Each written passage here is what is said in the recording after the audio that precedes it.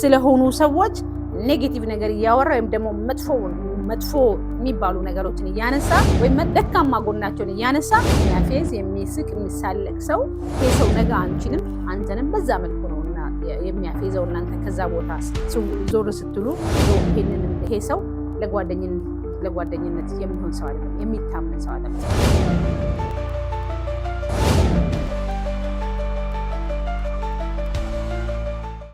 ሰላም እንዴት ናችሁ? እንግዲህ ብዙም ጊዜ ከሰዎች ጋር ነው የምንኖረው፣ ከሰው ጋር ነውና እየተግባባን ተግባቦቶቻችን ምን መምሰል አለባቸው? በተለይ እነማንን ነው መጠንቀቅ ያለብን? እነዚህ 5 ነገሮች ያሉባቸው ሰዎችን እባካችሁ ከነሱ ጋር በሚኖረን ሪሌሽን ላይ በሚኖረን ግንኙነት በጣም ጠንቃቃ መሆን አለብን። ከቻልን እንዳውም ከነሱ ጋር ኦልሬዲ ካወቅናቸው በደንብ ባንሄድ ከነሱ ጋር።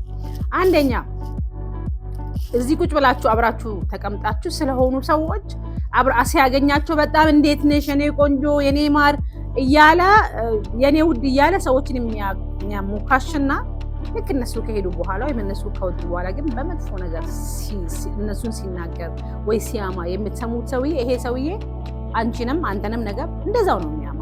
ስለዚህ እንደዚህ አይነት ባህሪያት ያለባቸው ሰዎችን መጠንቀቅ አለብን በህይወት ላይ። ምክንያቱም ምንድነው የሚባለው? ወንድምህ ሲታማ ለኔ ብለህ ስማ የሚባል አባባል አለ እና ባህሪው ነው ይሄ ሰውዬ። በቃ አንተ ፊት ለፊት የሚያሳይህ ፈገግታ የሚያሳይህ ሀምብል ነው፣ በጣም ትሁት ነው፣ በጣም ግን እውነታው ልክ ከዛ ቦታ እነዛ ሰዎች ሲወጡ ቁጭ ብሎ እነሱን ያማል። ስለዚህ ይሄንን ሰው መጠንቀቅ አለብን። ሁለተኛ አሁንም ስለ ጓደኞች ወይም ደግሞ አብሮት ስለሚኖሩ ሰዎች ኔጌቲቭ ነገር የሚያወራ ምንድነው? እሱ እኮ እንደዛ አይነት ችግር አለባት፣ እሱ እኮ እንደዛ አይነት ችግር አለበት እያለ የእናንተን መጥፎ ነገሮች ወይም የእናንተን ደካማ ጎን እያነሳ የጓደኞቹን ማለት ነው ደካማ ጎን እያነሳ የሚያፌዝ የሚያሾፍ የሚያስቅ በዛ ባህሪያችሁ ማለት ወይም በዛ በጓደኞቹ ባህሪ ሰዎች ላይ የሚሳለቅ እና በሱ ቤት እንግዲህ ሰዎችን እያሳቀ ሊሆን ይችላል። ግን ስለሆኑ ሰዎች ኔጌቲቭ ነገር እያወራ ወይም ደግሞ መጥፎ የሚባሉ ነገሮችን እያነሳ ወይም ደካማ ጎናቸውን እያነሳ የሚያፌዝ የሚስቅ የሚሳለቅ ሰው ይሄ ሰው ነገ አንቺንም አንተንም በዛ መልኩ ነውና የሚያፌዘው። እናንተ ከዛ ቦታ ዞር ስትሉ ይሄ ሰው ለጓደኝነት የሚሆን ሰው አይደለም፣ የሚታመን ሰው አይደለም፣ ትረስት ወርዚ አይደለም ይሄ ሰው። ምክንያቱም ጓደኞቹን በዛ መልክ የሚያማ ከሆነ አንቺ ምን ምክንያት አለው? አንቺን የማያማበት ወይም አንተን የማያማበት ምን ምክንያት አለው? ስለዚህ ይሄ ማንነት ያለበትንም ሰው በሚገባ ከቻላችሁ አስወግዱት ከህይወታችሁ። ካልቻላችሁ ግን አትሊስት ባህሪውን ካወቃችሁ እንዴት አድርጋችሁ ከሱ ጋር ቦርደራችሁን ጠብቃችሁ ባውንደሪያችሁን ጠብቃችሁ መሄድ እንዳለባችሁ በሚገባ ማወቅ አለባችሁ። ሶስተኛ ተጠራጣሪ። የሚገርማችሁ ነገር እንግዲህ አሁን የማወራችሁ ነገር ህይወት ካስተማረችኝ ነገር ነውና የማወራችሁ ተጠራጣሪ ሰዎች አሉ። ኢቭን ከኔ ጋር የሚሰሩ ሰዎች በጣም ተጠራጣሪ። የሚገርማችሁ ነገር የሆነ ቦታ አስቀምጠው ግን እስኪ ቦርሳሽ ውስጥ ብቻ ሰዎችን በምንም ታምር የማያምኑ ማለት ነው። በቃ ተፈጥሯቸው መጠራጠር። ስለዚህ ባገኙት አጋጣሚ ጥርጣሬያቸው ስለሚያይል ከጓደኝነት ይልቅ በቃ ይሄ ለቁሳዊ ነገር ቦታ አላቸው። ተጠራጣሪ ናቸው። በምንም ታምር ሊያምኑሽ አይፈልጉም።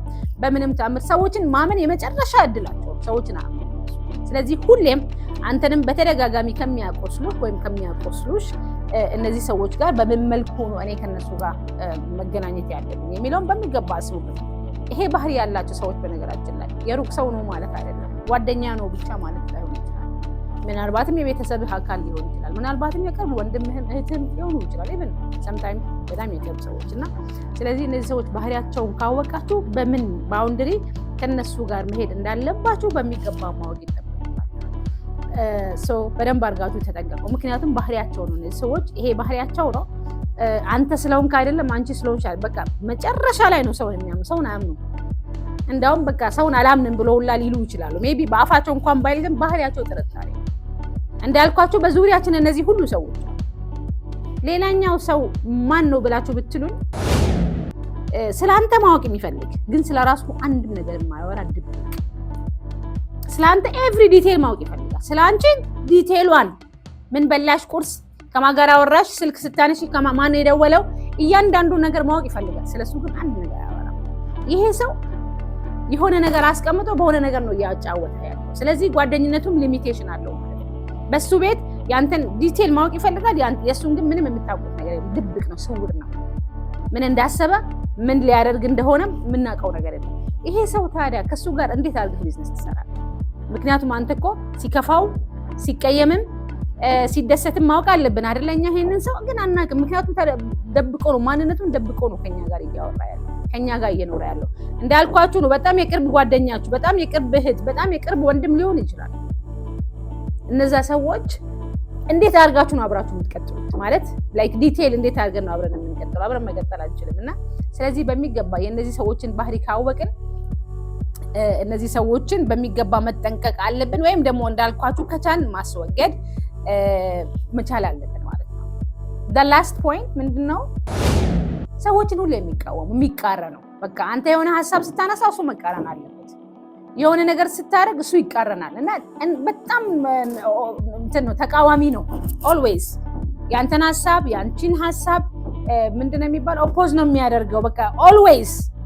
ምክንያቱም እሱ ትክክል እንደሆነ ለማስረዳት ማለት ነውና ስለዚህ ይሄ ሰው ሲጀመር ያንተ ስራ ላይ ወይም ያንቺ ስራ ላይ ምንድነው ኔጌቲቭ ነው፣ ተቃዋሚ ነው፣ ኦብጀክሽን ነው ሁሉ የሚያነሳው። ለምን እንዴት አድርጎ እሱ የበላይ እንደሆነ ሊያሳይ ነው የሚሞክረው እንጂ ትክክለኛ መሆኑና አለመሆኑ አይደለም እሱ የሚያስጨንቀው። በቃ እሱ ትክክለኛ እንደሆነ ብቻ ሁሌም ባገኘው አጋጣሚ አንተ ያወራኸውን ወይም አንቺ ያወራሽውን ወይም አንቺ የምታረጊውን አንተ የምታረገውን ሁሌም ኦፖዝ ማድረግ ባህሪው ነው። ስለዚህ ነቃፊ ኔጌቲቭ ሰው እነዚህ ባህሪያቶች ያላቸው ሰዎች መጠንቀቅ አለብን።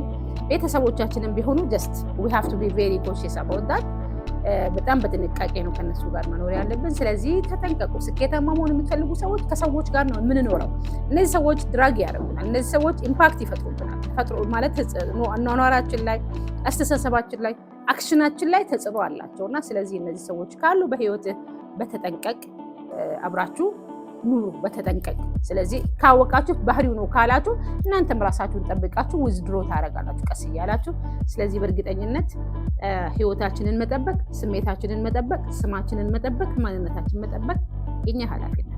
የስኬት ጫፍ ላይ እንገናኝ።